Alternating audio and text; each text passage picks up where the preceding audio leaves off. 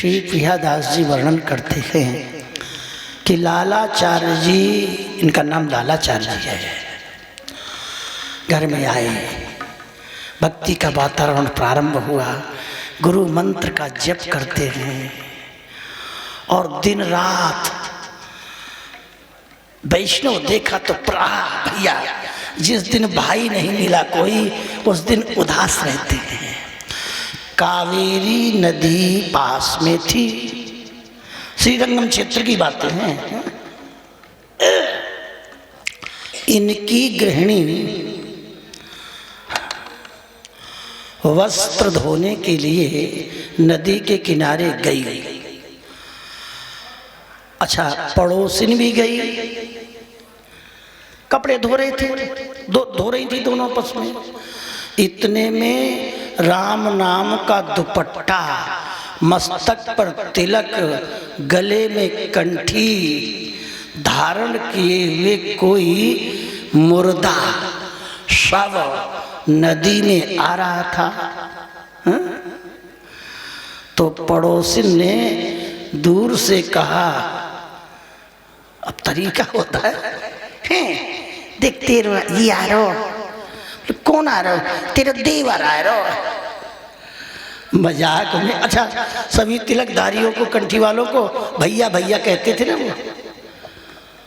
तो पड़ोसी ने गृहिणी से मजाक किया, उपहास किया, व्यंग किया कि तेरा देवर आएगा, देख ले आया, हंस के। अच्छा, गृहिणी को बहुत बुरा लगा, हाय मेरे देवर की निंदा कर रही है, मेरे भगवान के भक्त हैं। कहा तो उसने हंसी में, लेकिन कभी कभी हंसी भी व्यक्ति को बुरी लगती है। कहते हैं ना, लड़ाई की जड़ हंसी और रोग की जड़ खांसी। ये तेरो देवर है।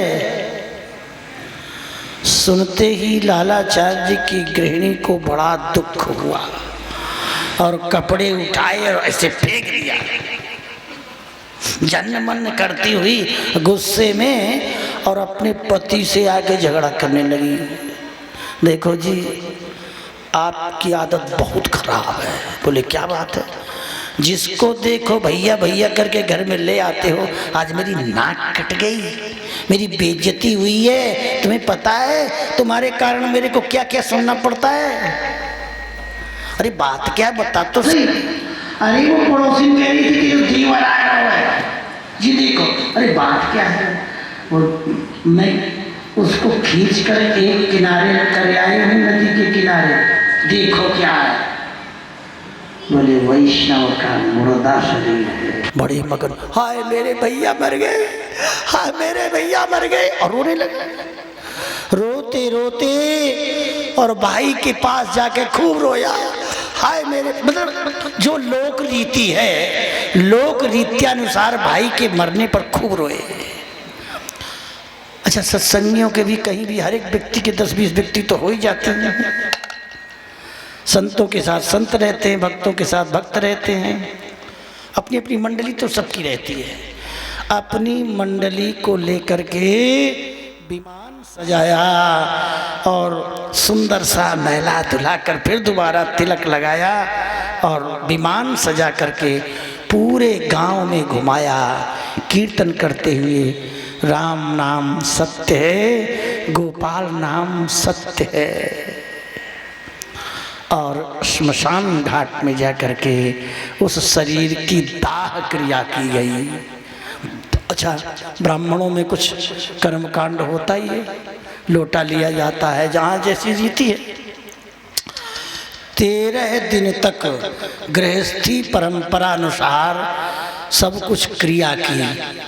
अब हम तो बच्चापन में साधु बन गए थे, हमको तो यही नहीं पता क्या होता है, क्या किया जाता है। और इसके बाद जो भोज होता है, ब्रह्म भोज, वो अपने गांव के ब्राह्मणों को निमंत्रण दिया, कल यहाँ प्रसाद पाना है। ब्राह्मणों ने सब ने हाँ कर दिया, अच्छी बात है, भंडारा मिलेगा। और बच्चों से कह दिया है कल लालाचार्य जी के यहाँ भोज भंडारा है। तो पहले दिन से तैयारी हो जाती है। जो लोग भंडारा पाने वाले होते हैं प्रेमी, बड़ा अच्छा।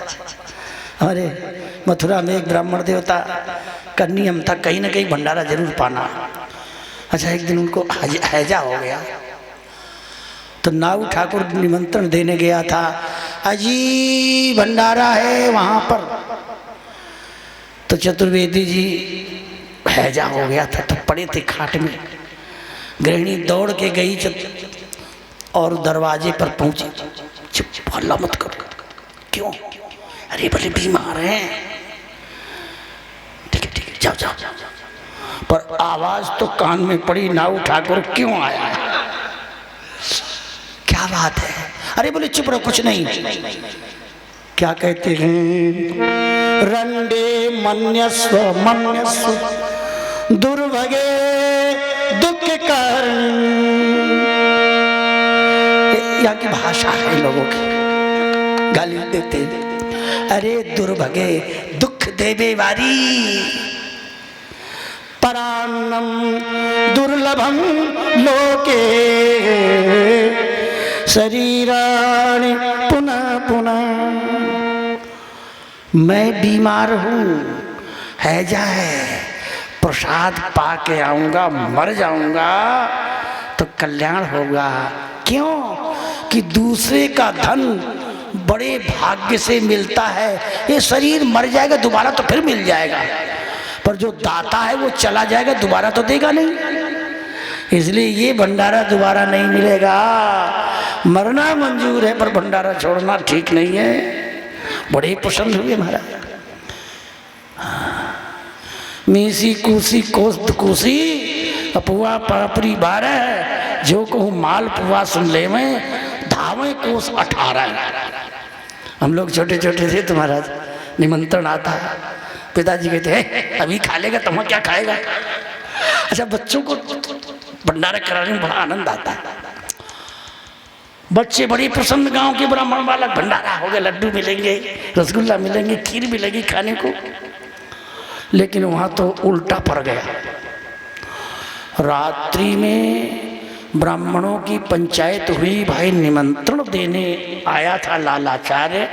आखिर में किसका भंडारा है, कौन का भंडारा है, क्या है, जानकारी तो करो। तो किसी ने वही उसने घर में बताया, घर से मालूम पड़ा, बोले ये तो अनजान पता नहीं किस जाति का मुर्दा था। वहाँ वैष्णव से कोई मतलब नहीं, और जाति बीच में आ रही है।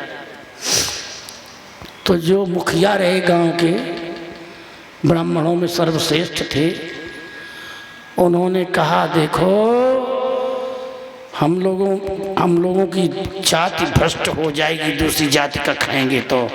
और खबरदार, जो व्यक्ति लालाचार्य के यहाँ भोजन करने जाएगा उसे जाति से निकाल दिया जाएगा। रामते और गामते पेश नायक है। जाति से निकालने का मतलब क्या होता है? कोई भी तुम्हारी लड़की के साथ ब्याह नहीं करेगा, समझ लो। तुम्हारे लड़के का ब्याह भी कोई नहीं करेगा। तुम्हारे घर में कोई आएगा नहीं, तुम किसी के हाथ जाओगे नहीं, तुम किसी के हाथ से पानी नहीं पियोगे, तुम्हारे हाथ से कोई पानी नहीं पिएगा। अकेले पड़े रहो बाबूजी। बहुत कठोर दंड होता है महाराज। चलो, निर्णय हो गया। पर लालाचार्य जी को मालूम नहीं है कि ये सब कमेटी में पास हो गया। सुबह के समय लालाचार्य जी के घर के बाहर ब्राह्मण लोग लाइन कतार बैठे हैं और ये कह दिया है कि कोई भी इधर का आसपास के गांव का भी नहीं आवे। जिनको मालूम था नहीं आए। छोटे छोटे बच्चे थे, अरे भूख की मारे मरे जा रही है, डोकरा ने खा कर दिया। अब बच्चों को इन बातों से क्या मतलब होता है? हुआ क्या, लालाचार्य जी को मालूम पड़ा 11 बज गए, 11:30 बज गए। क्या चक्कर है, कोई ब्राह्मण आया कैसे नहीं? निकल के बाहर देखा तो लाइन कतार बैठी है। क्या बात है महाराज? अरे तो बड़े गुस्सा हुए, कोई नहीं आएगा। ठीक है, जो प्रभु की इच्छा। सो गुरुदेव के पास दौड़े दौड़े गए। गुरुदेव, श्री ठाकुर जी का प्रसाद रखा है, प्रसाद का अपमान हो जाएगा।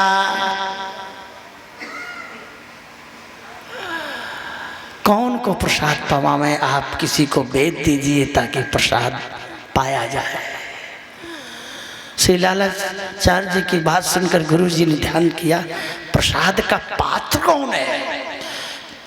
तो आंख बंद कर देखा, असली प्रसाद के पात्र तो वैकुंठ में रहने वाले प्रसाद से प्रसन्नता मेरे नारायण प्रभु की सेवा करते हुए ही कृपा का प्रसाद पाते हैं। चलो उन्हीं को बुलाते हैं।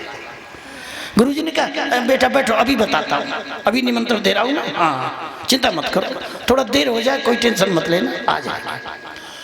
शेष जी हैं, अपने स्वरूप का ध्यान किया। शेष सैया पर भगवान पड़े हैं। सामने चतुर्भुज रूप से शेष नारायण प्रकट होकर कहते हैं, प्रभु लाज रखो मेरे शिष्य की। क्या बात है?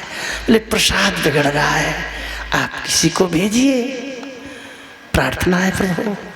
भगवान मंद मंद मुस्कान की छटा बिखेरते हुए लक्ष्मी की तरफ कहते हैं, कहो क्या किया जाए? अरे बोले इनको भेज दो ना, विश्वसेन जय विजय प्रबल बल मंगलकारी, इतने बैकुंठ में पार्षद है, क्या कमी? भेज दो सबको।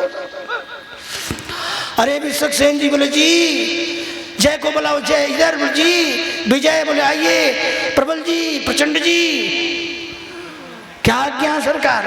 बोले लालाचार्य जी के घर में हमारा जूठा प्रसाद रखा है, हम खा चुके हैं और प्रसाद रखा है, तुमको पाना है। हाय हाय, सब पार्षद नाचने लगे, बोलो वृंदावन बिहारी लाल की। ये प्रसाद का स्वाद बैकुंठ में नहीं है ना, ये ब्रह्मलोक में नहीं है। जो प्रसाद रबड़ी, रसगुल्ला, गुलाब जामुन, इमरती, बर्फी, शक्कर पारे, 56 भोग, वो भैया ये स्वाद तो पृथ्वी मंडल में है, वहां तो सब दिव्य है, यहाँ का आनंद कहाँ है? बड़े प्रसन्न हुए, नाचने लगे सभी पार्षद। और विमान में बैठ बैठ कर लालाचार्य जी के गांव के बाहर खेत में प्रकट हो गए साहब। वो सब गांव के भीतर बैठे हैं। विमान अंतर्ध्यान हो गया और बढ़िया पीली पीली बगल बंडी और गले में दुपट्टा पड़ा, कंठी है चमक रही है, मस्तक पर ऊर्ध्वपुंड तिलक है लाल लाल, और सुंदर घुंघराले केश, यज्ञोपवीत है, ऊपर से दुपट्टा है, और श्री कृष्ण श्री कृष्ण श्री कृष्ण कहते हुए आ रहे हैं। नारायण नारायण नारायण, राधे राधे कहते यार। अच्छा, बच्चों ने दौड़ कर कहा, बाबा बाबा, बोल क्या बात है? वो आ रही है पंडित, रोको। अब कोई कैसे रोके? वो मुखिया जी से कहा, आगे बैठे थे। अरे वो ब्राह्मण आए, रोको, चुप रहो, ये हमारे जान परिचय के तो है नहीं, हमारे गांव में बिना बुलाए हमारे कैसे आगे? आने दो, इनको प्रसाद पाके जब निकलेंगे तब इनकी खबर लेंगे, किस गांव के हो, कहाँ के, कैसे, खबरदार आज के बाद तुम हमारे गांव में प्रवेश मत करना। अब बेचारे सब चुप हो गए। एक एक करके क्या सुंदरता की पराकाष्ठा है। ऐसे सुंदर ब्राह्मण वेश कभी जिंदगी में नहीं देखा। जो देखते ऐसे रह जाइए, बड़े बड़े नेत्र जिनके भौहें चमक रही हैं, मुस्कान छा रही है, बड़े बड़े कपोल हैं, एक शरीर के ढांचे में बने हुए। अच्छा, कितना भी छुपाओ, कहाँ तक छुपाओगे? हो कुछ तो लहर रहती है। भीतर गए, लालाचार्य जी के पास जाकर के, और चतुर्भुज रूप में हो गए, सब कुछ सब चतुर्भुज हो गए। पत्तल आसन बिछा हुआ है, पत्तल बिछाए गए, जमीन में पत्तल है, और ज्यों ही इस पत्तल से सारे पत्तल सोने की थाली बन गए।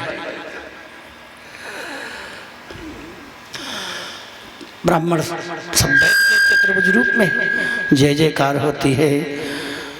बोलो वृंदावन बिहारी लाल की, राधा वल्लभ लाल की, राधा रमण लाल की, श्री रंगनाथ भगवान की, लक्ष्मी नारायण की, वैकुंठ धाम की, गुरु महाराज की, सब संतन की।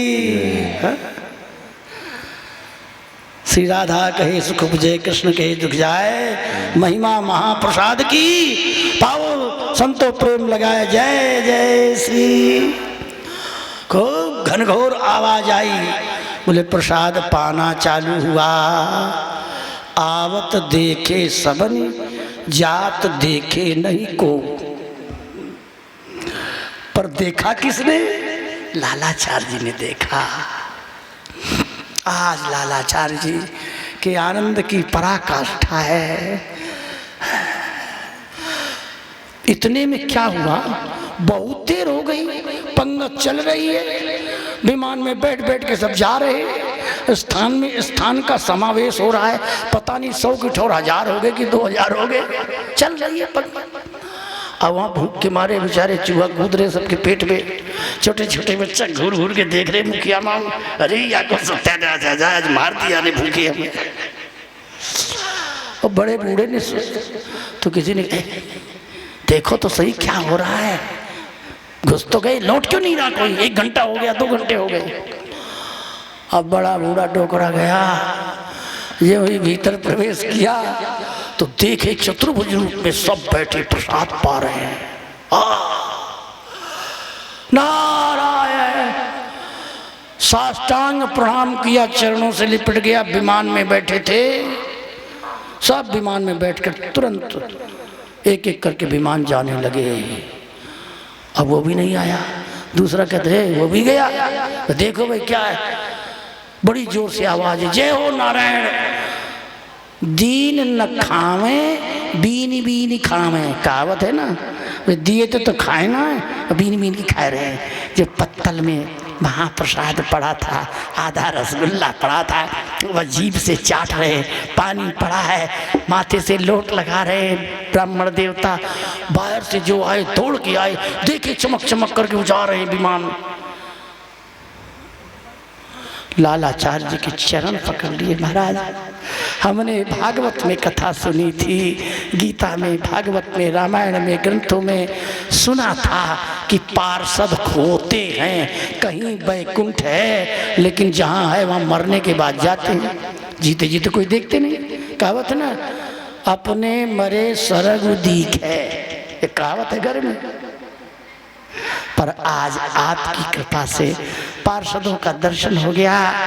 महाराज कृपा करो, मेरे अपराध को क्षमा करो, हमने आपका विरोध किया, आपके प्रसाद का अपमान किया, आपके गुरु का विरोध किया, आपके भगवान का विरोध किया, हमसे वैष्णव अपराध हुआ, भक्त अपराध हुआ, भगवत अपराध हुआ, हम लोग नरक में जाएंगे, बचा लो महाराज। सारे ब्राह्मण श्री लालाचार्य जी के चरणों में गिर गए, लालाचार्य जी ब्राह्मणों के चरणों में गिर गए। ब्राह्मणों, आपके आशीर्वाद से यदि आप विरोध न करते, संतन प्रभाव मणि कोठरी की तारी है। संतों को जब दुष्ट लोग सताते हैं तो संतों के हृदय का भक्ति, ज्ञान, वैराग्य प्रकट होता है और ठाकुर जी प्रकट होकर के अपने भक्त की रक्षा करते हैं। तो यदि भक्त को सताने वाले दुष्ट न होते तो भक्त के हृदय का ज्ञान, वैराग्य, क्षमा शीलता, दीनता कैसे दिखाई देती। इसलिए भंडार तो भरा है पर ताला लगा है। अब चाबी से ताला खुले कैसे? बोले चाबी होती टेढ़ी, खांचे बने होते हैं। तो ये दुष्ट लोग चाबी हैं, ये दुष्ट लोग ही संतों के भंडार को खोलते हैं। यदि ब्राह्मण विरोध न करते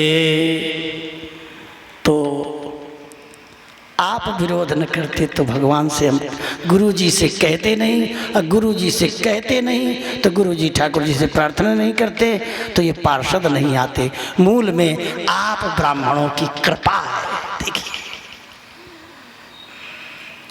साधु समझिए लौंदे भजे, लौंदे माने दुष्ट, जो दुष्ट को भी साधु समझ करके हाथ जोड़ता है, धन्य कहे सबको है। साधु समझ लौंदे भजे तो धन्य कहे सबको है, धन्य है। श्री लालाचार्य जी महाराज। बोलिए श्री लालाचार्य जी महाराज की जय जयकार होने लगी है। बांके बिहारी लाल की। अब सभी ब्राह्मण बोले आप हमको दीक्षा दे दो, हमारे गुरु जी बन जाओ, तब ये अपराध क्षमा होगा। उन्होंने कहा भैया मैं खुद नहीं अभी बना गुरु, मैं शिष्य भी नहीं ढंग से बन पाया, मैं दीक्षा नहीं दूंगा, तो फिर उपाय करो, वैष्णव बनवाओ। हाँ, गुरु जी के पास चलते हैं। गुरुदेव से जाकर प्रार्थना की। श्री रामानुजाचार्य जी के चरणों में सारे गांव के ब्राह्मण लौट गए। महाराज क्षमा करो, मैंने आपकी निंदा की, आपके शिष्य की निंदा की, हम आपकी शरण में हैं। सारे गांव के ब्राह्मण वैष्णव हो गए। दुर्लभो वैष्णवो विप्र। ब्राह्मण हो और वैष्णव हो ये बड़ा दुर्लभ है। राजा हो और वैष्णव हो बड़ा दुर्लभ है। जैसे नीम के वृक्ष पर महाराज करेला चढ़ जाए, एक तो करेलो वैसे ही हुए वो और करवो है जाए, ब्राह्मण हो और वैष्णव हो जाए तो बड़ो खतरनाक है जाए। खतरनाक माने लोगों को तारने की शक्ति हो जाती है। खैर चलो आगे चलते हैं। इस प्रकार यह कथा श्री किए प्रशंस मानो हंस ये परम को, ऐसे जस लाख भांति घर घर राख्यो है। श्री लालाचार्य जी की कृपा से पूरा गांव भक्त हो गया।